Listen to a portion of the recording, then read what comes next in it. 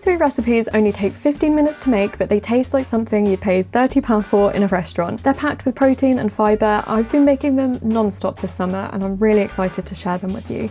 So let's start with this watermelon poke bowl. The base of the poke bowl is sushi rice. So the main thing with sushi rice is you want to keep rinsing it until the water runs clear and add cold water to it. Bring that to a boil. Once it's boiling, turn the heat down, let it simmer for about 12 minutes and don't open that lid. While that is cooking, we're going to prep our tofu. So I just cut this into little blocks and add some soy sauce and some sesame oil to it. Give it a good mix and add a bit of corn flour as well to help it crisp up in the air fryer. So while the rice and the tofu is doing its thing, I make this little vinegar sugar mix, which we'll add to the rice later, and start prepping the other bits of the poke bowl. So cut up the watermelon. You want it to be kind of bite-sized cubes, kind of like this size. Add some sesame oil and then the secret ingredient, which is nori. So I just tear up a couple sheets and then use some scissors to get some really thin strips and mix that all together, and it makes it kind of fishy. And then with the leftover watermelon bits that maybe you couldn't get to, a little bonus tip, add that to a blender with some ice and you have the most refreshing drink that there is, so enjoy that.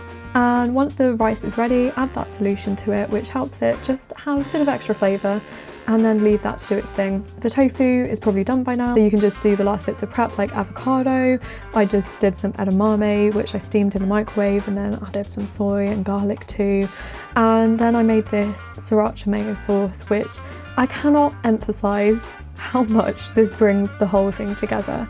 I don't know what it is, if it's some sort of magic, but if you like mayo and sriracha, you cannot skip this step. You have to make that sauce because it just brings everything together in the most perfect way. I cannot explain why, but it does. It's just science, okay? And plate it up. Obviously, you can customize this bowl, so if there's other things you want to swap in, go for it. I added this pickled ginger, which was a really, really great addition. Very optional, you don't need to do that, but it does work really, really well. Gives a very kind of deconstructed sushi vibe to the whole thing. And I sprinkled over some sesame seeds and fried onions, which were also amazing. And then for our second meal, we've got Bun Chay, which is a Vietnamese noodle salad. So I started by prepping some carrots and cucumber and then getting the vermicelli rice noodles going. They only take about 5 minutes.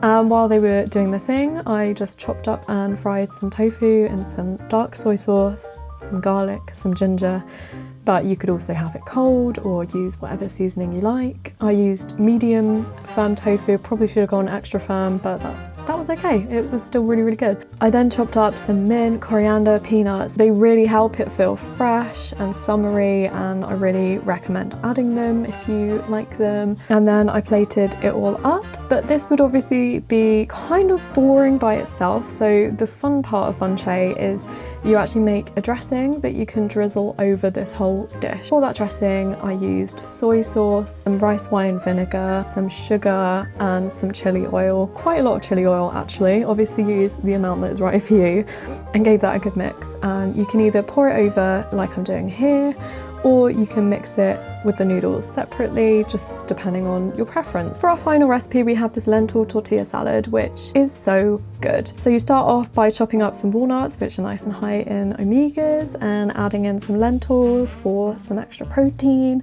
and making a spice mix. So that's salt, pepper, garlic, onion powder, thyme, oregano, cumin, coriander, smoked paprika, and cayenne pepper, which is a lot, and you don't need all of those things, but I just, I thought they'd all go well, and they did. So I added that to them with some oil.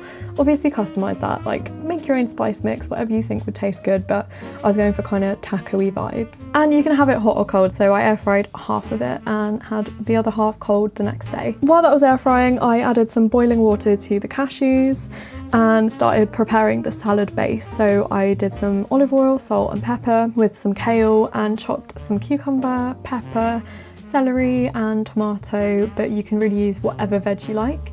This salad is loosely based on one from Pick Up Limes, and she added black olives and sweet corn, and it was more like taco-y, and I've had it that way as well. It's amazing. I'll link that in the comments. And once the cashews are soaked, I added that to a blender with some nutritional yeast, some lime zest, some lime juice, and some soy milk until it looks something like that. And then it was time to assemble before we do the very fun final step, which will certainly help you get out any anger that you may have inside you, because you literally grab handfuls of tortilla chips and smash them, and it's the most satisfying thing in the world. Hope you enjoyed these recipes.